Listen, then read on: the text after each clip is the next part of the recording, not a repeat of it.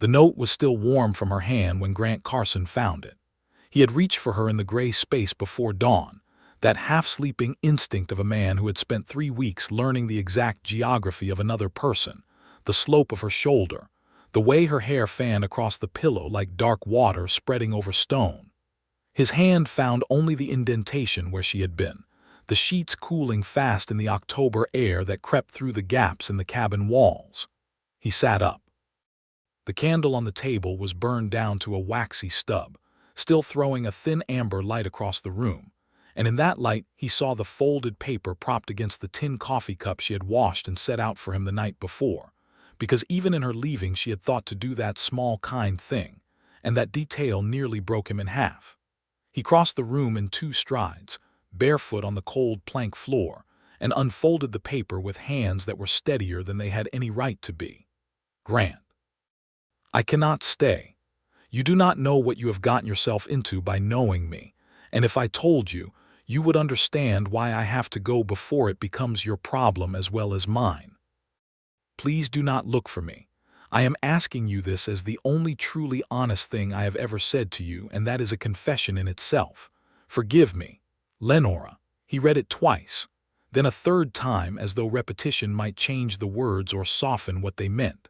Outside, a coyote called from somewhere up on the ridge, a long, lonesome sound that rose and then dissolved into the cold dark. The fire in the hearth had gone to red coals. Everything in the cabin was exactly as it had been the night before except for the absence of her, and that absence had a shape, a weight, a particular silence that was louder than anything he had ever heard. Grant set the note down on the table. He did not fold it back up. He walked to the window and looked out at the darkness and the faint suggestion of the trail that ran east from his property toward the main road into Redemption, the town that sat 12 miles away in a valley between 2 ridges in the New Mexico territory in the autumn of 1883. He could see nothing moving on that trail. She had a head start of at least 2 hours, maybe 3. He went to the peg on the wall and took down his coat. He went to the corner and pulled on his boots. He buckled his gun belt, not because he planned to use it, but because a man did not ride out into the territory before dawn without one, and there were things out there beyond coyotes that required a more direct conversation. He took the note and folded it carefully and put it in his shirt pocket, against his chest. Then he went out to the barn to saddle his horse, because before dawn she was already gone, but he had already decided to find her. 3 weeks earlier, Grant Carson had not been a man looking for anyone. He was 29 years old, tall and lean in the way of men who worked land for a living, with dark hair that needed cutting and eyes the color of creek water over slate, gray-green and changeable, depending on the light and his mood. He owned 340 acres of decent grazing land east of Redemption, a small herd of cattle that was slowly becoming a respectable one, a 2-room cabin that he had built himself and was slowly making into something better, and a reputation in town as a man who was quiet, reliable, and largely uninterested in other people's business. He paid his debts on time. He helped his neighbors when they needed it. He stayed out of the saloon on weeknights and allowed himself 1 drink on Saturday evenings, which he usually took alone at the bar while listening to whatever music the house pianist happened to be producing. He was not a lonely man, exactly. He was a man who had learned to be comfortable with solitude, because the alternative had cost him more than he had been prepared to pay. His name had once been attached to a woman named Clara Haynes, whom he had planned to marry in the spring of 1880. Clara had been a schoolteacher from Albuquerque, bright-eyed and sharp-tongued and genuinely funny in a way that surprised you, and Grant had loved her in the uncomplicated, wholehearted way that a young man loves when he has not yet been taught caution. She had died of typhoid fever in December of 1879, 3 months before they were to be married, and Grant had spent the better part of a year afterward doing the kind of things that a man does when grief gets the better of his judgment. He had ridden west, worked other men's cattle, gambled more than he should have, and drunk considerably more than was good for him. Then one morning in the summer of 1881 he had woken up in a bunkhouse in Arizona Territory feeling like something scraped off the bottom of a boot, and he had made a decision. He had come back to New Mexico, bought his land, and built his life, plank by plank and fence post by fence post, until it resembled something that a person might actually want. He was not looking for anyone. He was not expecting anyone. And then Lenora Kingsley rode into Redemption on a Tuesday in early October on a horse that was half dead from exertion, with a split lip and a look in her eyes that he recognized immediately, because he had worn a version of it himself. That particular expression of a person who is holding themselves together through the application of pure will and not much else. He had been outside the general store when she rode in, talking to his neighbor Elias Tuck about the state of the south pasture fence, and he had watched her pull up in front of the livery stable and dismount with a kind of careful deliberateness that told him she was in pain and trying not to show it. She was perhaps 25 or 26, dark-haired, fine-boned but not fragile, dressed in a traveling coat that had once been expensive and was now dusty and torn at one cuff. She handed her horse off to the livery boy with something that might have been a coin, and then stood for a moment on the street looking at the town of Redemption the way a person looks at something they are trying to decide whether to trust. Grant had returned his attention to Elias and the matter of the fence. It was none of his business. But then 20 minutes later, he had been inside the general store talking to the proprietor, a round-faced man named Hector Briggs, when the door opened and she came in, and Hector's wife Abigail, who was behind the counter and had the kind of face that gave nothing away but the eyes of a woman who saw everything, had looked at the split lip and the careful way the woman held herself and said, very quietly, "Can I help you, miss?" "I need a room," Lenora Kingsley said. "And I need to know if there is a doctor in this town." Her voice was steady. That was the thing Grant noticed. After whatever had clearly happened to her, her voice was entirely steady, and he found that steadiness more arresting than anything else about her. "Dr. Fallon is on 3rd Street, Abigail said, "and my cousin lets rooms above the milliner's. I can take you there myself." "Thank you," Lenora said, and then she swayed slightly, just slightly, the way a flame bends in a draft before going still again. Grant moved before he thought about it. He was around the counter and had a hand on her arm before the sway became anything worse, and she looked up at him with those dark eyes that were simultaneously exhausted and furious at needing any help at all, and she said, quite clearly, "I am fine." "I know," he said, "but let Abigail take you to the doctor anyway." She had looked at him for a long moment, assessing, and whatever she had seen in his face had apparently satisfied some criterion he was not aware of, because she had allowed Abigail to lead her out without further argument. He had thought about her for the rest of the day with the low, persistent attention of a man who has seen something he cannot stop seeing. He did not know anything about her except her name, which he learned from Abigail that evening when he stopped back at the store on a thin pretext. Abigail had told him the name and had looked at him with an expression that combined maternal shrewdness with something that might have been hope, and he had ridden home feeling slightly embarrassed by his own curiosity. He did not expect to see Lenora Kingsley again in any significant way. Redemption was a small town, but people passed through it all the time, and a woman traveling alone was usually either going somewhere or leaving somewhere, and either way it was not his business. But the following Friday he was in town to pick up supplies, and he came out of the hardware store to find her standing in the street staring at a buckboard whose rear axle had broken clean off, dumping its cargo of dry goods into the mud. The buckboard belonged to old Silas Morrow, who was standing beside it red-faced and cursing with considerable creativity, and Lenora Kingsley was standing next to him, apparently having been the one to help him gather his scattered cans of beans and bags of flour from the mud, because her dress was dirty at the hem, and she was holding 2 cans of beans and looking at the broken axle with the same considering expression she had used on the town when she arrived. "The axle pin sheared," she said to Silas calmly. If you have a spare, it can be fixed in about 20 minutes. Silas stared at her. How in the blazes would you know that? My father owned a freight company, she said. I grew up with broken axles.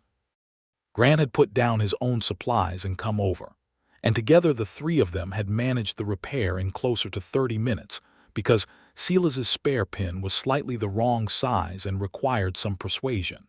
And somewhere in the middle of that repair, with Lenora Kingsley lying flat in the mud to see what she was doing better and issuing instructions in that same unhurried, steady voice, Grant had started to understand that whatever he was feeling was not just curiosity.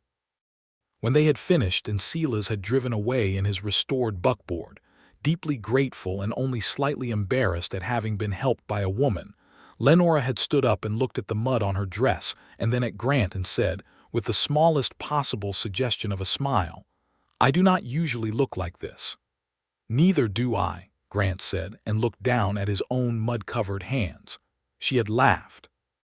It was a short, surprised laugh, as if she had not expected to produce one, and he thought it was possibly the best sound he had heard in 3 years. They had walked together to Abigail's pump to wash off, and he had bought her coffee at the hotel dining room because it seemed the logical next step, and she had sat across from him and wrapped both hands around the cup and looked at him with those dark eyes and said, Grant Carson, you helped me when I came into town. You didn't need much helping, he said. More than I would have liked, she said, and there was something in the way she said it, a kind of shadow behind the words that told him there was a great deal more to the statement than it appeared. He had not pried. He had talked about his land and his cattle and asked her about the freight business, and she had talked about it carefully, the way a person talks about something they are sorting through, selecting what to share and what to keep, and he had respected the selection. He had asked her how long she intended to stay in Redemption, and she had said she was not certain, and he had said that the territory had a way of keeping people who stayed too long, and she had looked at him with that slight smile and said, Is that a warning? Just an observation, he said. He had ridden home that evening thinking about her with the particular quality of attention that precedes something larger, the way a sky changes in the hours before a storm. Over the next 2 weeks, he found reasons to be in town more often than his work strictly required. He told himself this was coincidence or necessity, and understood perfectly well that it was neither. He had coffee with her 3 more times. He taught her the names of the mountains visible from the ridge above town, because she had asked. She told him in pieces, carefully rationed installments, that she had come from Taos, that she had been traveling alone, that she had no immediate family left in New Mexico.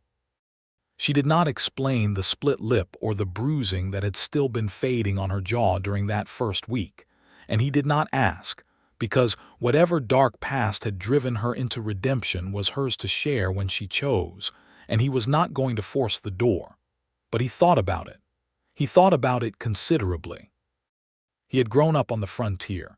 He had seen violence up close, and he knew what it looked like when it had been done to a person who had not consented to it, and the careful way she carried herself, the way she sometimes stopped and looked over her shoulder before she seemed to realize she was doing it, spoke a language he could read clearly even without knowing the full story.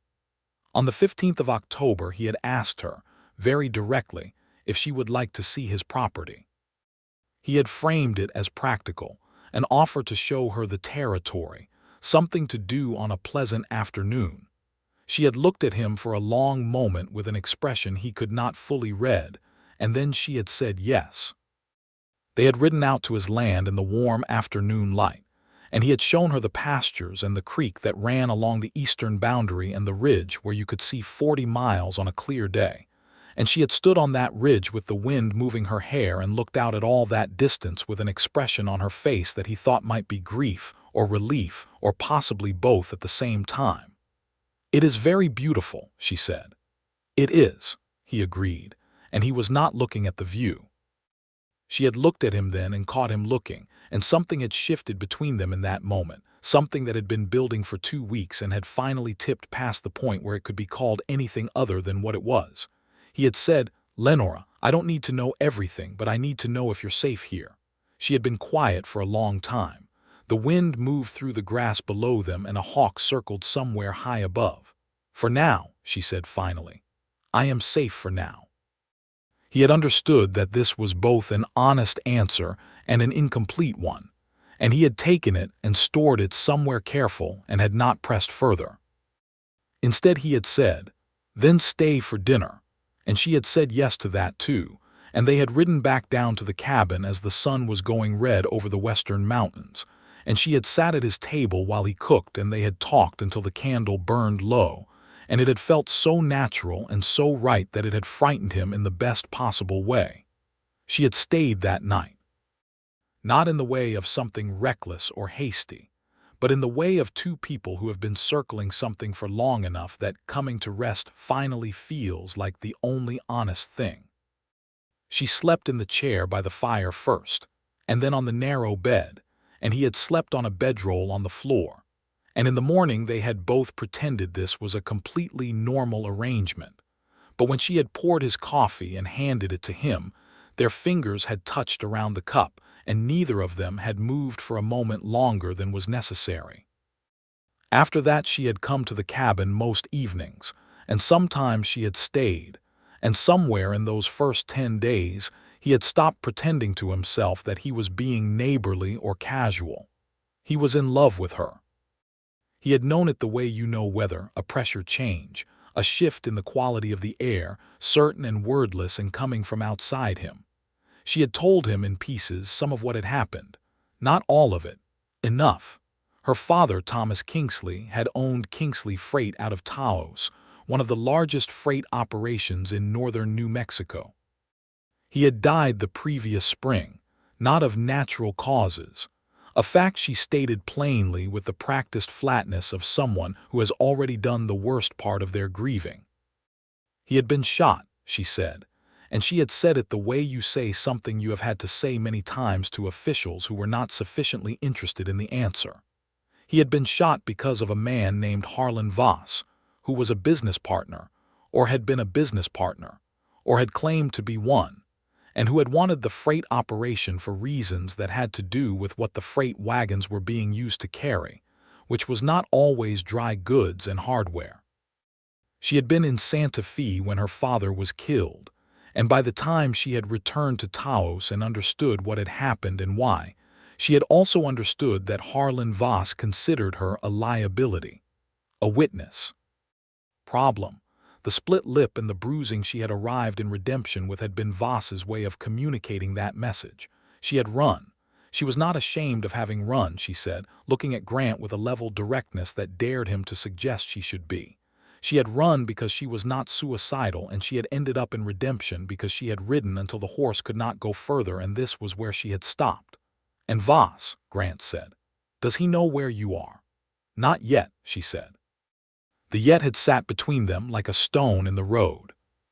He had asked her what she needed, what she wanted to do, whether she had considered going to the territorial marshal, and she had told him that the territorial marshal's office in Santa Fe had already received 2 visits from her and had produced no action, a fact she stated without bitterness, but with a bleak precision that told him everything about how those visits had gone. A woman accusing a wealthy man of her father's murder without a surviving witness was not, it turned out, the kind of case that created urgency in official quarters. "There is a federal land office investigation," she said. "Someone in Washington is looking at the freight routes and the land deals Voss has been involved in, but that takes time, and in the meantime Voss has men." How many men? Enough. He had wanted to tell her to stay. He had wanted to say, "Stay here, stay with me, I will keep you safe," and he had understood even as the words formed that they were both true and insufficient, because a man and a rifle and 300 acres of New Mexico were not necessarily equal to whatever Harlan Voss was capable of deploying. So instead he had said, "You are not alone in this," and she had looked at him with an expression that was sharp and complicated and said, "Grant, do not promise me things that put you in danger." "I am not promising anything," he said. "I am stating a fact." And she had looked at him for a long moment and then had looked away, and he had thought that she was choosing to believe him even though some part of her clearly did not think she had the right to. They had had 3 more days after that conversation. 3 days of the most ordinary and the most intensely alive time he had known in years, cooking together and riding out to check his cattle, and sitting in the evening with a fire between them, talking about things that mattered and things that did not, and building something between them that felt both fragile and absolutely solid at the same time. He had kissed her the second evening, or she had kissed him. It was not entirely clear who had moved first, only that they had both moved, standing in the kitchen with the smell of wood smoke and pine on the air, and it had felt like the most inevitable thing in the world, and also like something so new and startling that he had to hold very still afterward to make sure it was real.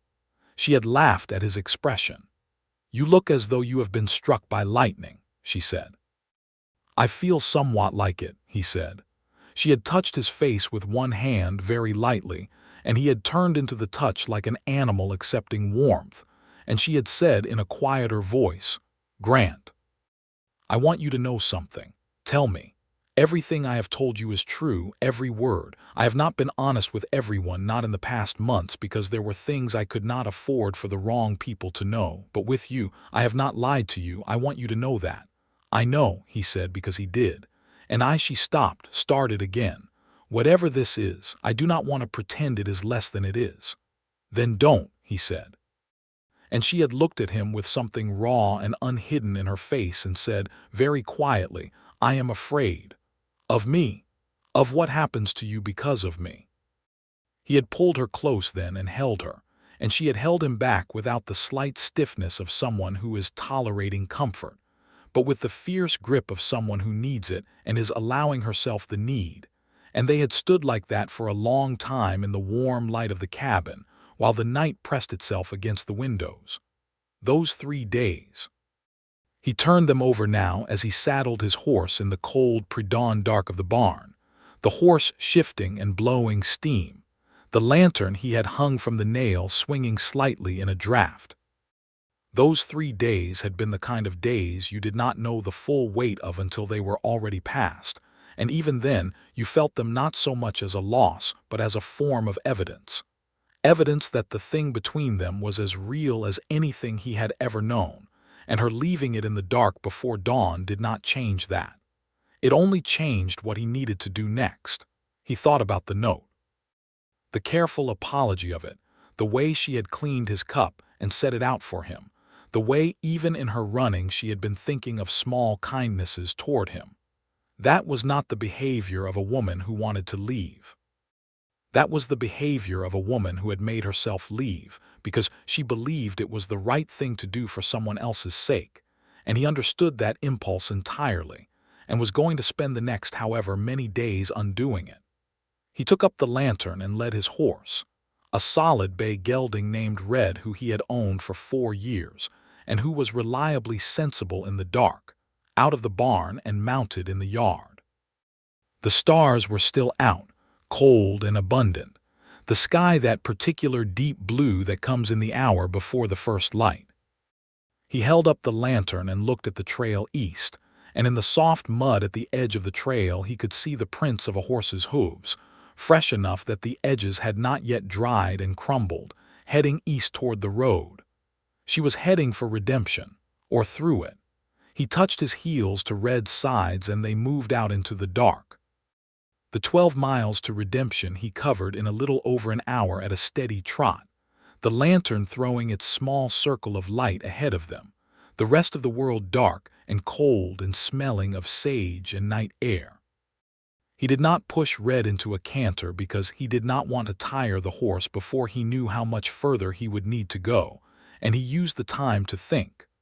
Lenora's horse had been a sturdy roan from the livery stable, not as fast as Red but capable enough. She had a head start of perhaps 3 hours. If she was heading east on the main road she would be through Redemption, and another 15 miles along by now, riding for the road that connected to the stage route south toward El Paso or north toward Santa Fe. He did not think she was heading for Santa Fe. Santa Fe was where the territorial marshal's office was, the same office that had failed her twice. He thought she was heading south, away from Voss's territory in the north, toward something she thought might be safer. But safer where and safer for whom was the question he needed to ask her. He reached Redemption in the gray light just before sunrise, the town still mostly asleep, a single lamp burning in the window of the hotel where a night clerk dozed. He rode to the livery stable and banged on the door until the livery man, a taciturn Texan named Bart Owens, appeared with a lantern and a grievance. "I need to know if a woman came through here in the last few hours," Grant said. "Roan horse, dark hair, traveling alone." Bart squinted at him. "You know what time it is, Bart."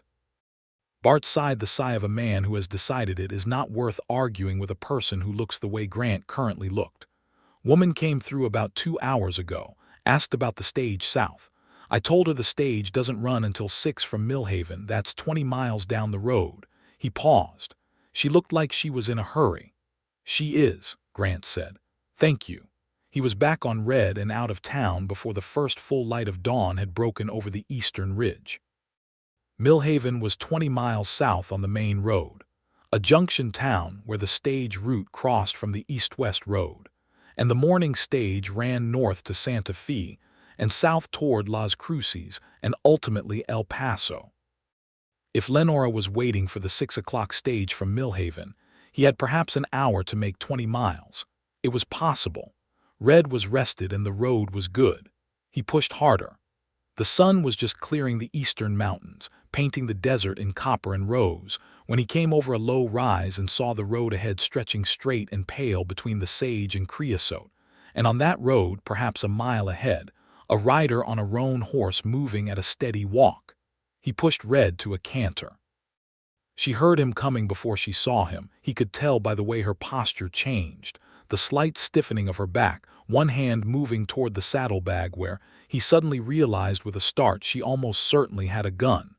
He reined in fast enough that Red protested, and he called her name, loud enough to carry. "Lenora." She turned the roan around.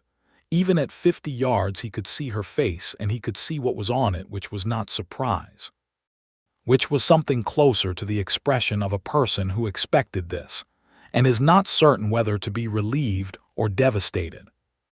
He rode up to her and stopped with perhaps 10 feet between them, and they looked at each other in the new morning light, the desert enormous and silent around them and the road empty in both directions. "You were not supposed to follow me," she said. "I know," he said. "I decided to anyway." "Grant," her voice was tight. "This is not a game. Voss has people watching the stage routes. If he finds out where I am, he will send men, and those men will not care if there is a well-meaning rancher standing next to me. They will shoot through you to get to me, and I cannot." She stopped. "I cannot have that happen." "Then we don't take the stage," he said. She stared at him. "I know a man in Socorro," he said. "Federal land agent by the name of Owen McBride. He's been building a case against the freight corruption in this territory for 2 years. I should have mentioned him before. I'm sorry that I didn't. I only made the connection when I was riding here and thinking about everything you told me. If Voss's operation is what you've described, McBride is exactly the person who needs to hear it from you directly." She was very still on the roan. The horse shifted under her, and she steadied it without looking away from Grant. "You know a federal land agent," she said, very carefully. "I served as a land survey witness for him in 1881. We corresponded after. He is a serious man, and he does not like Harlan Voss, because Voss has been falsifying land grants in this territory for at least 3 years, and McBride has a file on it as thick as a Bible. What he does not have is a living witness to connect Voss directly to violence." He paused. "You are that witness, Lenora." She looked at him for a long time. The sun was fully up now, and the light was clean and hard, and she looked beautiful in it in a way that made his chest ache, and also frightened and exhausted and very, very alone, and he made himself stay still and let her think. "He is in Socorro," she said. "He was there 3 months ago when he wrote to me. There's a federal territorial office there. That's 70 miles south. Yes, through country that Voss's men know well." "Also yes," Grant said, but I know a route along the river that stays off the main road. I've ridden it before. It's slower, but it's considerably less visible." She looked at him and looked at him, and he could see the calculation happening behind her eyes, the weighing of risks, the stubborn resistance to needing help fighting against the clear-eyed pragmatism of a woman who understood the situation she was in. And beneath all of that, something else. Something that had nothing to do with calculations and everything to do with the 3 weeks they had spent building something in a cabin on the edge of the territory. "Why are you doing this?" she said. He thought about giving her a practical answer. He had several available. He thought better of it and gave her the true one instead. "Because I woke up and you were gone," he said, "and I understood in about 30 seconds that whatever I've been doing for the last 3 years of my life is considerably less important than wherever you are. That is not a practical answer, but it's the only honest one I have." She looked at him. Her throat moved. "That is a very large thing to say before breakfast," she said, and her voice was not entirely steady. "I know," he said. A long silence. A red-tailed hawk cut across the sky above them, high and purposeful, and its shadow swept across the road between their horses. "All right," Lenora said. "Show me this route along the river." They rode south-southwest, away from the main road and into the broken country along the Rio Grande. And Grant led the way through ground he knew from his survey work years before. A landscape of cottonwood bosques and dry arroyos and red rock formations that provided both cover and navigation landmarks.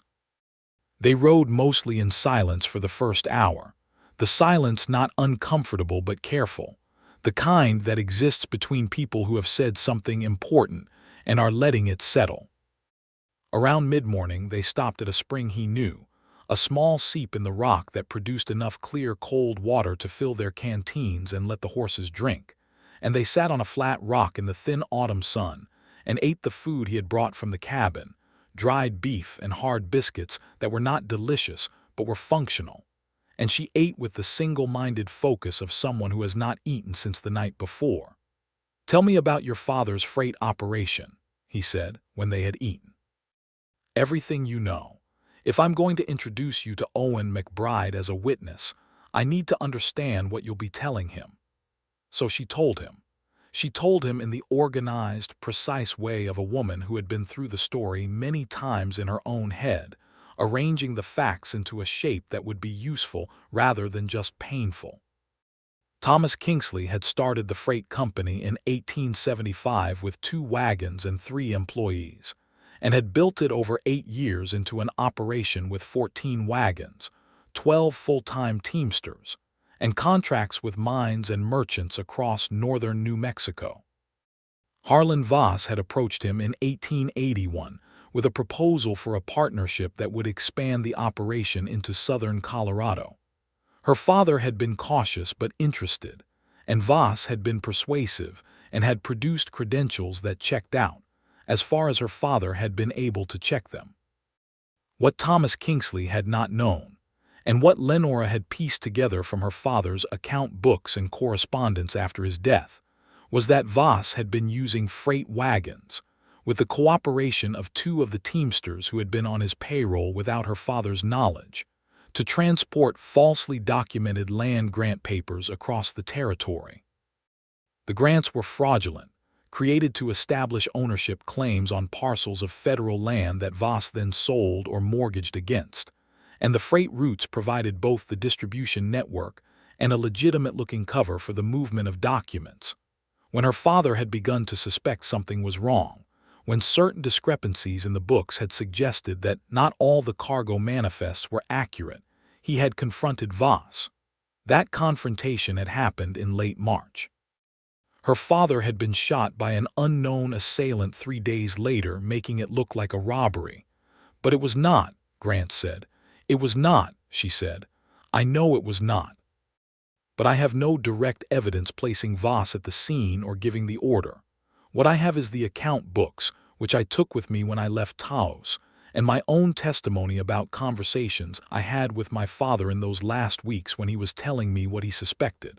and I have the names of the 2 teamsters who were on Voss's separate payroll. Where are the account books? She patted the saddlebag on her left side. He looked at the saddlebag and then back at her.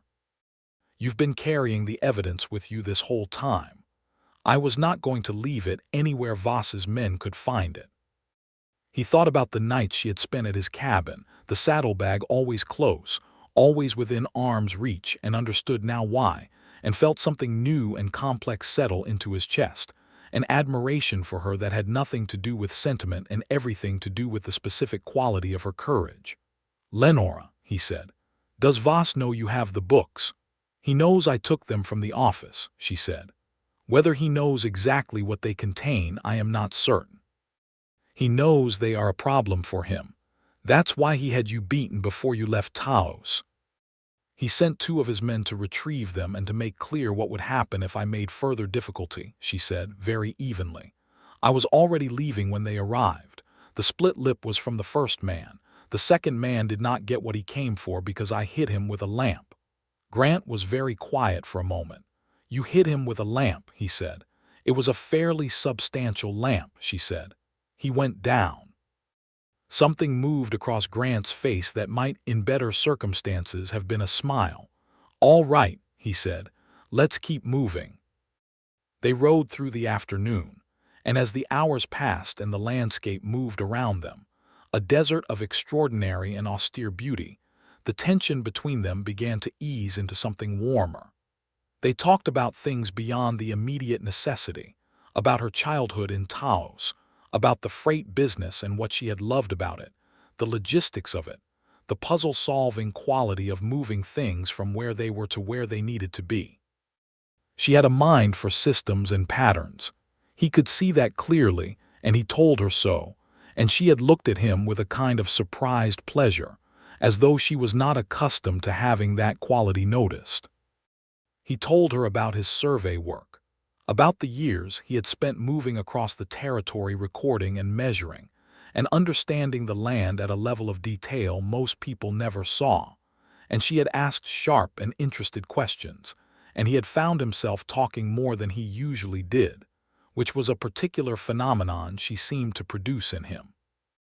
They camped that night along the river under a cottonwood stand, and built a small fire that he kept carefully to the minimum necessary for warmth, too small to throw light past the trees, and they sat close together because the night had turned cold and it was the practical thing to do, and he was honest with himself that it was not entirely the practical thing. "I have been thinking about what you said this morning," she said, eventually. "Have you?" he said. "About whatever you've been doing for 3 years being less important." She was looking at the fire. "I want to say something back to it if that's all right." "Yes," he said. "I have spent 6 months being very careful," she said. "Careful about what I say and to whom, careful about trusting people, careful about being alone, careful about moving, careful about everything. I have been careful because I had to be and because I am not a fool." She paused. "But I have also been careful with you and I want to stop." He was very still. "I want to stop being careful with you," she said, and turned to look at him. And in the firelight her face was open and direct in a way it had not quite been before, all the careful management set aside, and he understood that this was an act of significant courage from a woman who had been given very good reasons not to be open with anyone. "I think you are a good man. I think you have been kind to me without wanting anything from it, and honest with me when it would have been easier to tell me things that sounded nicer. And I think, Lenora," he said. "I am not finished," she said. "Apologies," he said. "I think," she said, "that I am in love with you, and I left before dawn because I was terrified of what that meant, and you came after me, which was the most terrifying thing of all, and I am still terrified, but I am done making decisions based on fear." She took a breath. "I wanted to say that plainly." He looked at her. The fire crackled. Somewhere in the cottonwoods an owl called twice and fell silent. "I love you," he said. "I have been trying to find a reasonable time to say it clearly. This seems as reasonable as any." She let out a breath that was not quite a laugh and not quite a cry and was possibly both. He reached over and took her hand where it rested on her knee, and she turned her hand over and held his. And they sat like that for a long time with the fire and the river and the stars and everything exactly that simple. The following morning they rose before the sun and were back on the road as the light began, riding in the easy companionship of people who have said the necessary things and no longer need to perform caution. She rode beside him instead of slightly behind, which was a small thing and not small at all. They came into the outskirts of Socorro by mid-afternoon of the second day, the town rising from the desert floor along the Rio Grande, larger than Redemption, a proper territorial town with a courthouse and a main street of substantial adobe buildings, and the activity of a place that served as a regional hub for mining operations to the east and west. Grant asked directions to the federal land office from a man at the town's edge, and they found it on a side street, a solid adobe building with a United States government seal on the door and a clerk who looked at them with the measured skepticism of a man who has heard a great many stories. Grant asked for Owen McBride and gave his name, and after a short wait McBride himself came out, a rangy man of perhaps 45 with a close-cropped gray beard and the kind of eyes that took inventory of a room in 3 seconds.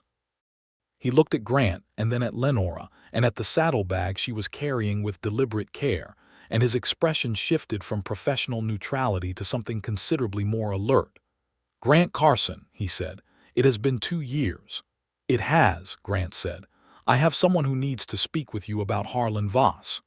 McBride's expression went very still in the particular way of a man who has been waiting a long time for something.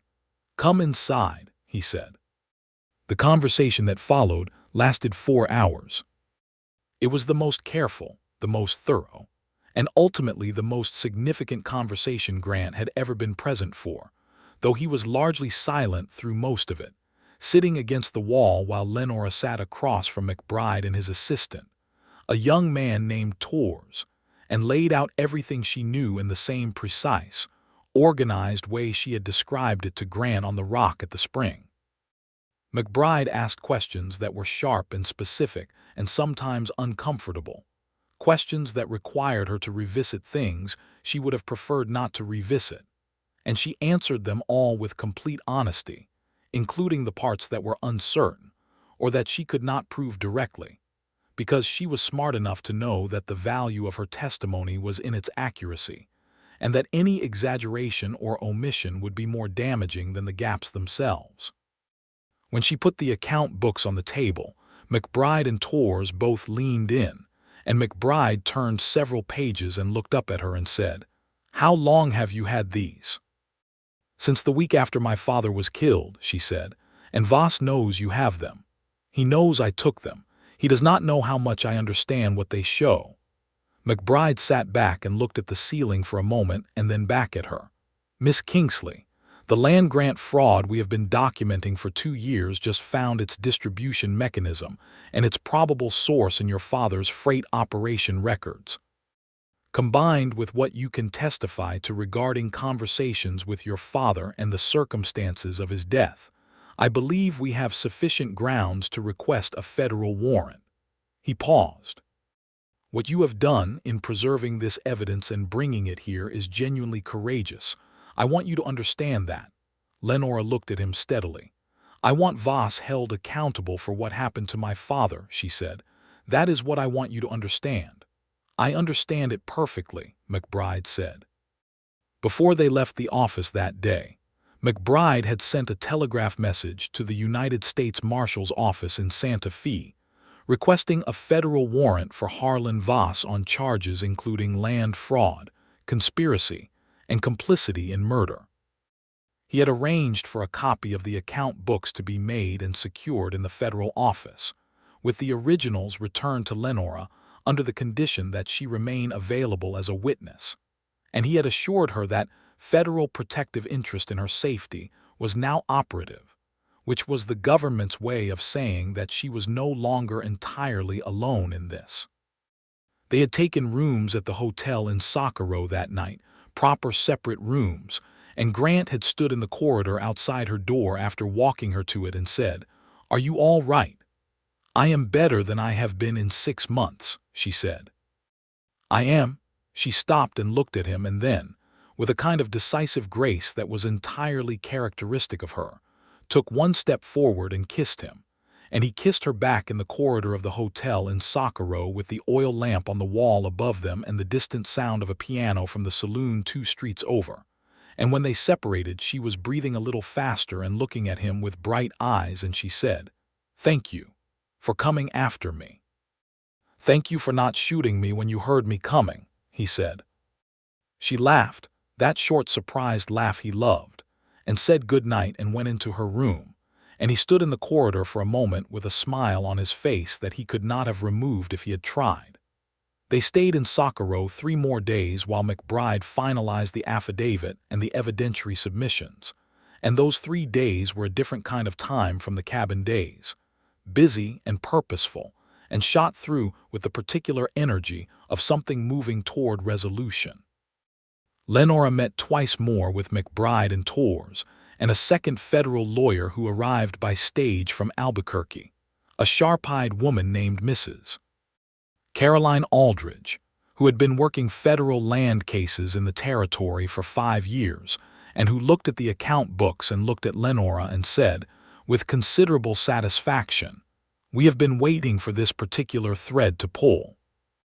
In the evenings, Grant and Lenora walked along the river in the cooling air and talked about things that were not Voss or the case, and about things that were, because that was unavoidable, and about the future in the tentative, careful, hopeful way of people who are beginning to believe they might have one. He asked her, on the second evening, what she intended to do when this was over. She was quiet for a moment, watching the river. "I have been so focused on surviving it," she said, "that I have not let myself think clearly about after." She paused. "The freight company. Technically, it is still mine. Voss does not have legal ownership of it regardless of what he tried to arrange, and if he is prosecuted and convicted, his claim to any partnership arrangement dissolves. There are still 3 loyal employees there, the bookkeeper and 2 of the teamsters who were my father's people, who have been keeping the minimal operations going." She paused again. "I could go back, I could rebuild it." "You could," he said, "but Taos is—" She stopped, started again. "There is a great deal of grief in Taos for me, my father's house.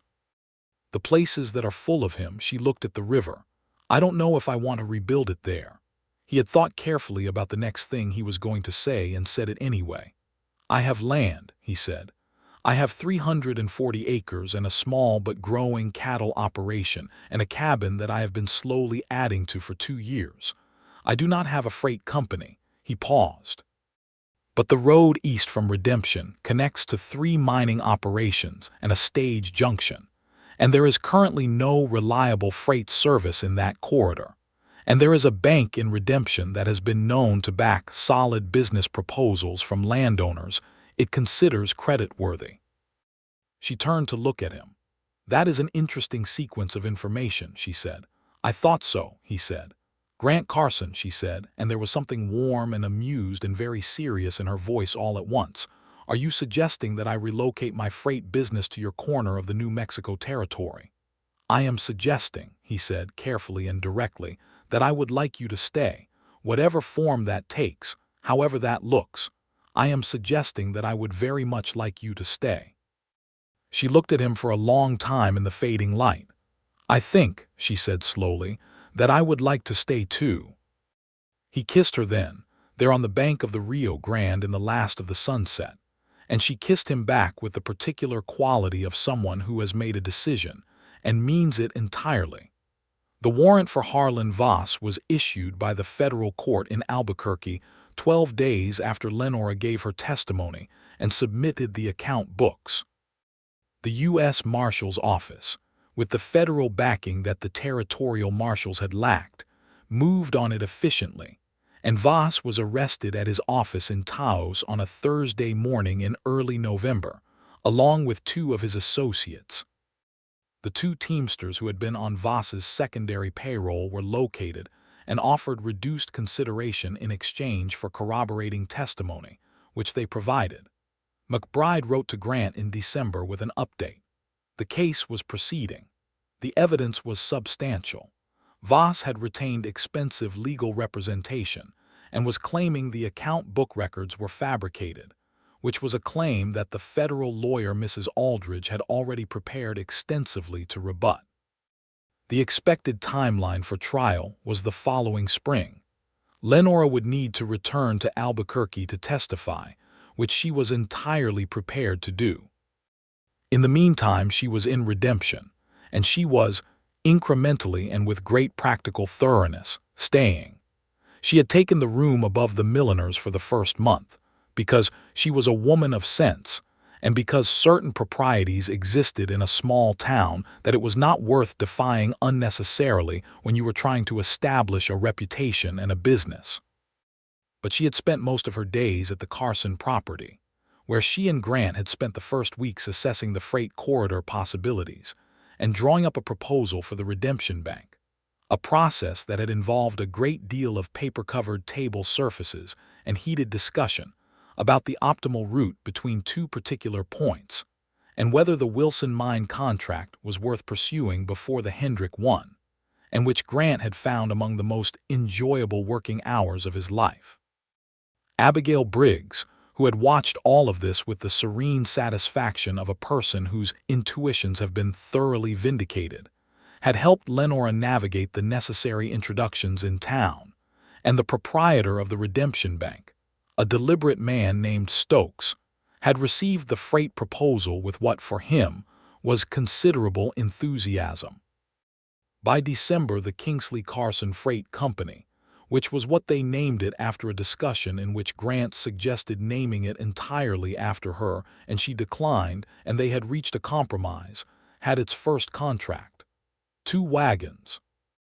A hired teamster named Billy Watts, who had worked for her father and had come south from Taos when Lenora wrote to him with the proposal, because he was loyal and because the Taos operation had been in stasis since the arrest and he needed work.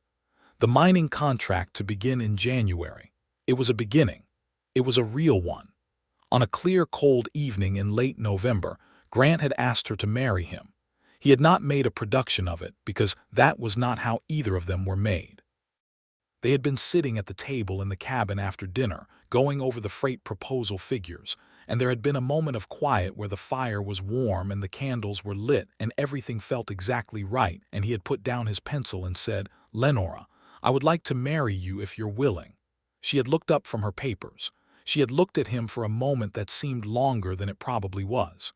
"Yes," she said, "I am willing." "Good," he said. "Straightforwardly put," she said with that small smile. "I am not a complicated man," he said. "That is one of your very finest qualities," she said, and reached across the table and took his hand. They were married in January of 1884 in the Redemption Church, a modest ceremony that was nonetheless attended by what seemed like the entire town, including Abigail Briggs, who cried with open satisfaction, Elias Tuck, who shook Grant's hand for considerably longer than necessary, Billy Watts, who had cleaned up remarkably well, and Owen McBride, who had made the trip from Socorro specifically, because he had said in his letter that he wanted to witness the end of the story he had been part of, and because he liked Grant Carson and thought Lenora Kingsley was one of the most formidable and admirable witnesses he had encountered in 15 years of federal work, and he wanted them to know it. The wedding was simple and true, which was exactly what both of them wanted. Lenora wore a dress that Abigail had helped her choose, deep blue wool that was both beautiful and practical, which described Lenora herself fairly accurately.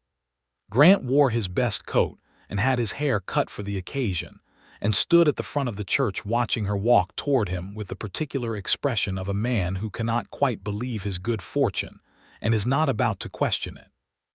The vows they exchanged were the traditional ones, and they meant every word.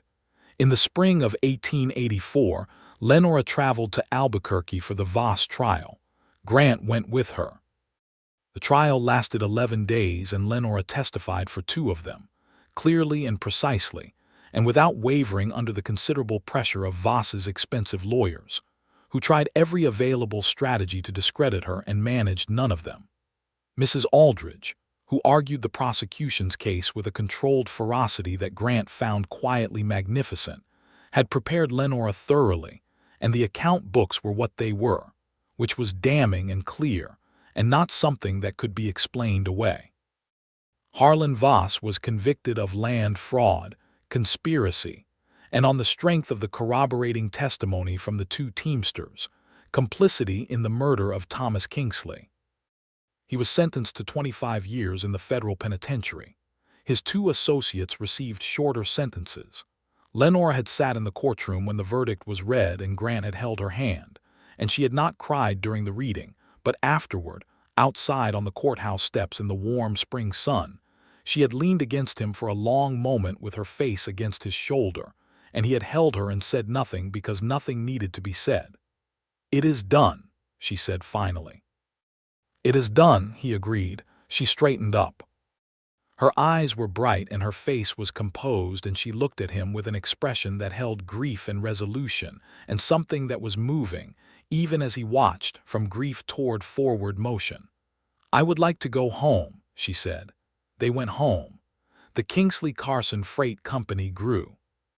By the summer of 1884, they had 4 wagons and 3 full-time teamsters, with a 5th wagon on order from a manufacturer in Albuquerque, and a contract with the second of the 2 major mining operations in the corridor that Lenora had identified in the original proposal. She ran the operational side with an efficiency that impressed everyone who worked with her, and that Grant admired with the uncomplicated admiration of a man who genuinely likes watching someone do something they are excellent at. He ran the cattle operation, which was growing steadily, and had begun adding to the cabin, extending it properly now with a second bedroom and a proper kitchen, because they were going to need the room. Lenora was expecting their first child by autumn. She had told him on a June morning in the cabin kitchen, with the directness that was entirely characteristic of her, looking up from the coffee she was pouring and saying, "I expect we will have someone new in the house by November or December." He had stared at her. She had looked at him with an expression of patient amusement, waiting. He had come around the table and kissed her thoroughly, and when he pulled back she was laughing that short surprised laugh, and he had said, "November or December," trying out the words. "More likely November," she said. "We need to finish the bedroom," he said. "I have been saying this for a month," she said. He had started on the bedroom that afternoon. Their son was born in November of 1884, on a night when the wind was blowing cold from the north and the fire was burning well in the expanded cabin, and Dr. Fallen from Redemption had been there, and Abigail Briggs, who had appointed herself an essential presence and turned out to be correct. Grant had been in the other room during the worst of it, which was protocol for the time in which he had found the most trying experience of his adult life, and when Abigail had opened the door and told him to come in, he had crossed the room in 2 steps and looked at Lenora holding a small red-faced person who was already announcing himself loudly to the world, and he had sat on the edge of the bed and put his arm around his wife, and looked at this new person who was his and hers. And he had felt something so large and clear it was beyond naming. "He looks angry," Grant said. "He is perfectly healthy," Lenora said, with the satisfied tone of someone who has accomplished exactly what she set out to accomplish and would like this acknowledged. "He has all his fingers and toes, I counted. What do we call him?" She looked at the baby and then at Grant. "Thomas," she said, "after my father." He had tightened his arm around her. "Thomas Carson," he said. "Thomas Grant Carson," she said, "if you like." "I like," he said. Thomas Grant Carson was a large and healthy baby, who grew into a large and healthy toddler with his mother's dark eyes and his father's stubborn jaw, and a personality that combined both of their qualities into something that was entirely his own and frequently exhausting and completely wonderful. He walked at 11 months and started issuing opinions at approximately 14 months, before he had the words to fully support them, which produced a determination to be understood that Grant found both recognizable and entertaining. The territory was changing. The railroad had pushed further west and south, and Redemption was no longer quite the isolated frontier town it had been, though it retained its character, and the freight company had adapted its routes twice to account for the new connectivity, finding the places the railroad did not yet reach and establishing itself there solidly. By 1886, Kingsley Carson Freight had 6 wagons and a small yard in Redemption with a proper office where Lenora worked 3 mornings a week, handling the contracts and accounts with Billy Watts running the day-to-day routing. Grant's cattle herd had grown into something genuinely substantial, with a second pasture brought under fence and a working arrangement with Elia's Tuck on shared winter grazing that worked well for both operations.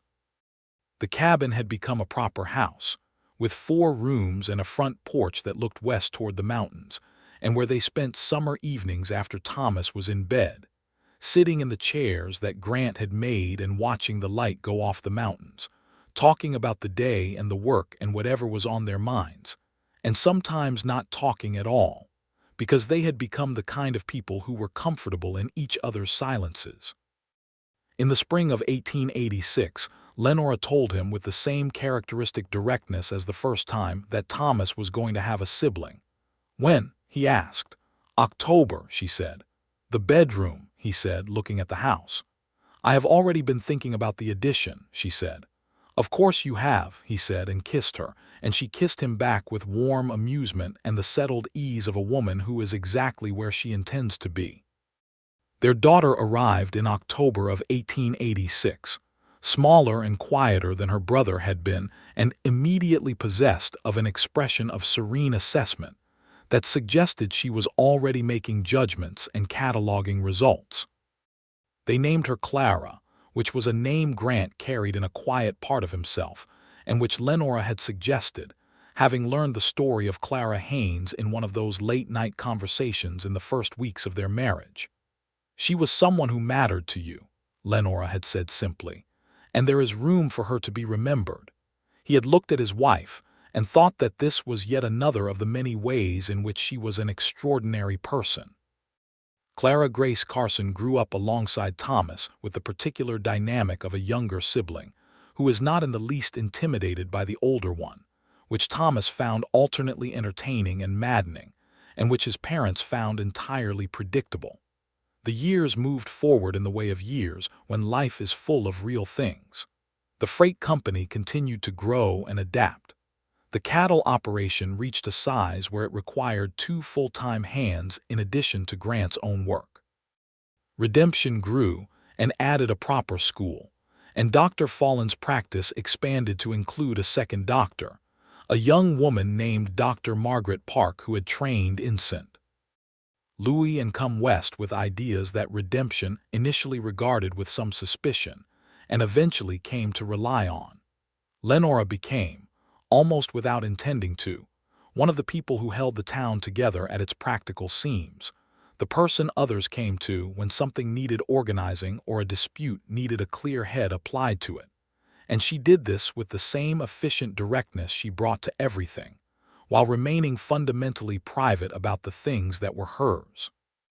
Grant watched her do all of this with the steady, anchored love of a man who knows what he has and does not take it casually.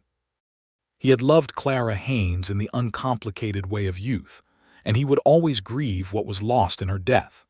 But what he had with Lenora was different. It was built on knowing, on the specific and complete knowledge of another person's courage and darkness and humor and stubbornness, and the exact quality of their strength. And it was the kind of love that was not diminished by time but added to it, each year another layer of shared experience that made the whole structure more solid. He had never stopped being grateful that he had gotten up before dawn and saddled his horse. In the summer of 1888, when Thomas was 3.5 and Clara not yet 2, they rode out together on a clear morning to the ridge above the property, all 4 of them, the children on a patient old mare that had been acquired specifically for this purpose. Thomas sat in front of Grant on Red, who had grown somewhat heavier and slower with age but was still entirely dignified about it, and Clara sat in front of Lenora on the mare, and they rode up to the ridge and stopped and looked out at 40 miles of New Mexico territory in the morning light, the mountains to the west and the river valley to the south and the plains to the east and all the sky above. Thomas said with the authority of a 3-year-old who has opinions about geography, "That is a lot." "It is," Grant agreed. "Our lot," Thomas said. "Not all of it," Grant said, "but enough." Lenora, beside him on the mare with Clara sitting placidly against her chest, taking inventory of the horizon with those serious eyes, turned to look at him, and they looked at each other over the heads of their children in the morning light. And what was in her face was everything: the dark past, and the courage, and the long road, and the love that had been built from honesty and choice, and the stubborn refusal to let fear make decisions that should have been made from something else. She smiled at him. That smile that had started as a small and surprised thing on a muddy street in Redemption, and had become, over 5 years, something that still had the power to make him feel as though he had been struck by lightning. He smiled back. "Enough," she agreed. Thomas Grant Carson, when he was old enough to ask, would be told the story of how his parents met. He would ask at different ages and receive different parts of it, suited to what a child of 7 or 12 or 17 could understand. He would learn about his grandfather Thomas Kingsley and the freight company and the injustice of what had happened to him, and he would learn about Harlan Voss and the trial and what his mother had done, which was carry evidence through dangerous country and testify clearly and not flinch. And he would understand that courage was not the absence of fear, but the decision to act despite it. Because his mother was a living example of this, and he had learned it from watching her long before anyone put the words to it. He would learn about Owen McBride and what federal law could do when it was applied with seriousness and intent. He would learn about the terrain of the New Mexico territory along the Rio Grande because his father knew it intimately and wanted him to know it too. And at some point, when he was old enough to understand romance without rolling his eyes past the point of tolerance, he would learn the other part of the story. The part about a note left on a table beside a clean cup. The part about a man who got up in the dark and saddled his horse without a second thought, because there was not a second thought to have, the decision having been made in the first 30 seconds as completely as any decision he had ever made. The part about a woman on a roan horse on a pale road in the early morning, turning around to see who was coming, and the long look between them in the new light before she said, "You were not supposed to follow me." And he said, "I know." And then neither of them pretended any longer that there was any other direction either of them wanted to go. Clara, who was quieter than her brother and absorbed stories the way dry ground absorbed rain, would ask her mother about it one evening when she was about 9 years old, sitting at the kitchen table while Lenora went through the freight account books. "Mama," she said, "did you really leave before it was light?" "I did," Lenora said, without looking up from the books. "Were you scared?" Lenora put down her pencil and looked at her daughter. "I was very scared," she said, "but I thought I was doing the right thing." "But you were wrong," Clara said, with the impartial certainty of a 9-year-old analyzing a completed situation. "I was not entirely wrong," Lenora said. "I was right that I needed to go somewhere safer and find someone with the authority to act. I was wrong that I needed to do it alone." "Because Papa came. Because your father came," Lenora agreed, "which he did not have to do." "But he wanted to," Clara said. "Very much," Lenora said. Clara considered this with her characteristic serious expression. "Good thing he did," she said. "The best thing," her mother said, and there was something in her voice that Clara was old enough to recognize as meaning something larger than the words, though she would not fully understand the weight of it for many more years. Later that evening, after the children were in bed, Lenora sat on the porch with Grant in the warm summer dark, the stars out in abundance, and the distant mountains making their dark shapes against the sky. He had his arm around her, and she was leaning into him with the complete ease of someone who has been exactly where they are for long enough that it is simply home. "Clara asked me about the morning I left," she said. "What did she ask?" Whether I was scared, she paused. Whether I was wrong. What did you tell her? That I was right about where I needed to go, Lenora said, and wrong about going alone. He pressed his lips to her hair. You were never alone after the first 30 seconds, he said, even when you didn't know it yet. She turned her head to look at him. You had already decided, she said. Before I had my boots on, he said. She looked at him for a moment in the dark, and then she took his hand and held it the way she had learned to hold things she valued, firmly, without excessive grip, in the way of someone who knows the difference between holding on and holding tight. I am glad you are unreasonable, she said. I prefer determined, he said. That too, she said, and turned back to the mountains. And they sat together on the porch in the New Mexico summer night with their life built up around them in all its real and specific and perfectly sufficient entirety.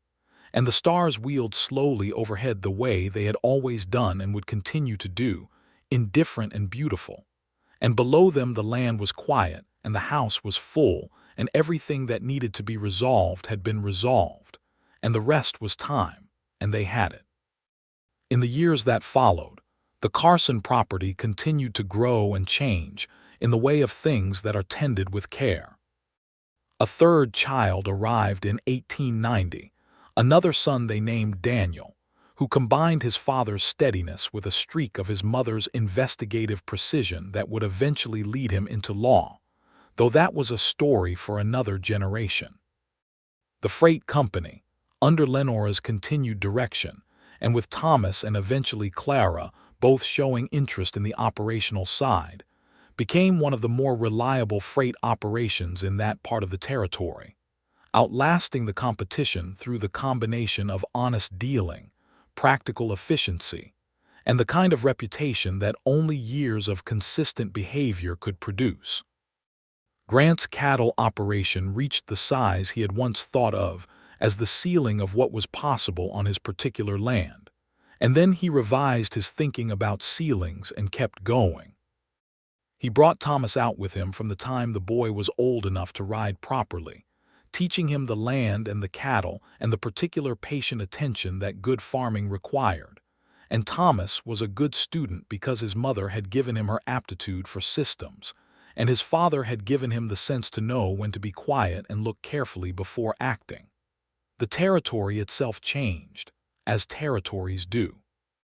New Mexico would become a state in 1912, a fact that Lenora Carson, who would live to see it and who attended the statehood celebration in Santa Fe with considerable satisfaction, would describe as the culmination of a very long argument that the territory had been having with Washington for the better part of 4 decades. But that was far ahead.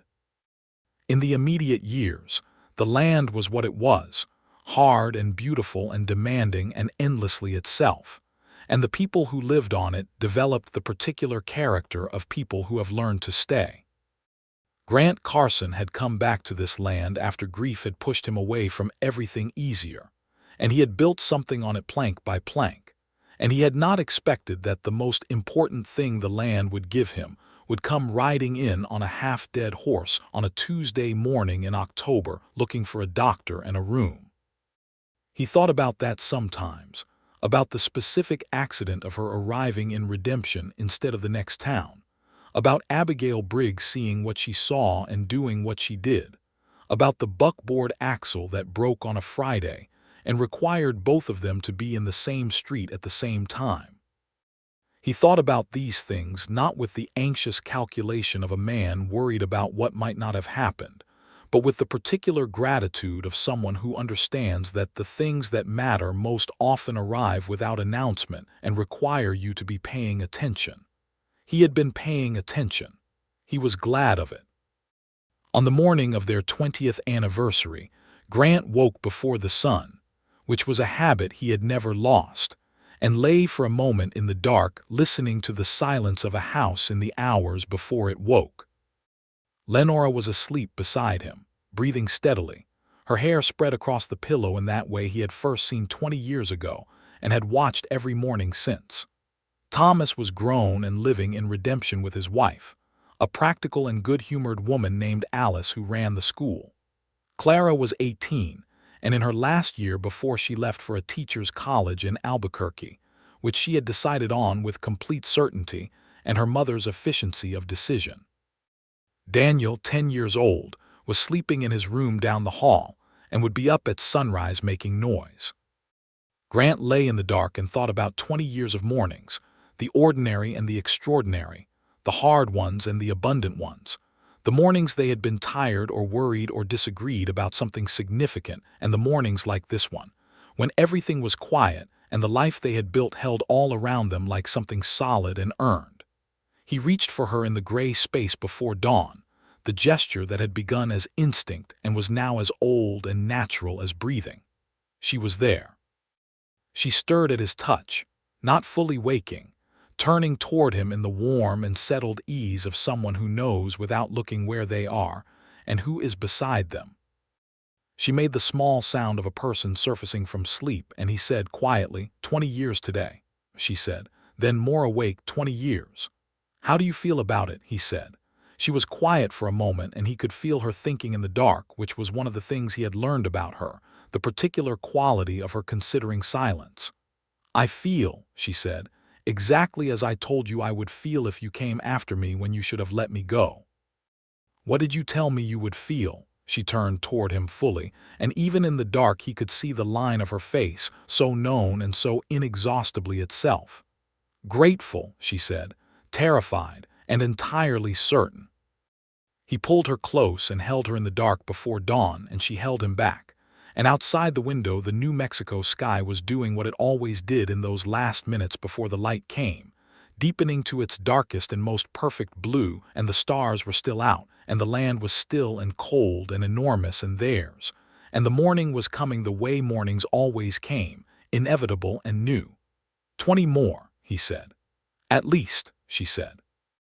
And the dawn broke over the eastern mountains the way it had broken every morning of their life together, gold and clear and unhurried, lighting up the world in pieces, the ridgeline first and then the valley, and then the long flat reach of the territory, and then the front porch of the house where they had sat on summer evenings, and then the window of the room where they lay together.